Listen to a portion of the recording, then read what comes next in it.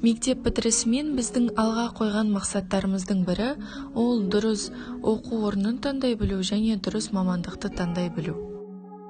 Ойлана келе, мен достарыммен бірге бір оқу орнын таңдадым. Біздің таңдауымыз Қазақ ұлттық экономикалық университетіне түсті. Бұл оқу орнында бізді жылы құшақпен қарсы алды.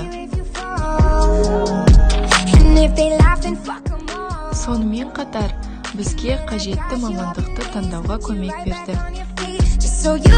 Бізге түрлі мамандықтар жайлы өте көп мағлұматтар берді. Менің ойым кеден ісі мамандығына түсті. Осы мамандық арқылы болашақта жақсы жетістіктерге жететінім мәлім болды.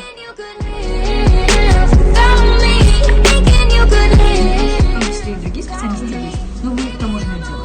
Таможенное дело юридическая специальность, очень востребованная. В данной сфере вы можете работать от специалиста и до начальника, до руководителя. Осылайша мен кеден ісі мамандығын таңдадым. Кеден ісі білім беру бағдарламасы келесі бағыттар бойынша бөлінеді. Кедендік бақылау мен тауарларды рәсімдеуді жүргізу. Тауарлардың шығарылғаннан кейінгі бақылауды қалыптастыру. Кедендік төлемдер мен салықтарды есептеу.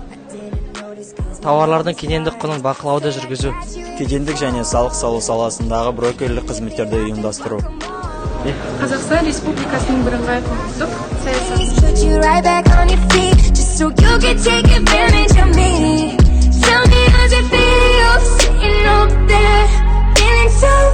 But too far away to hold me.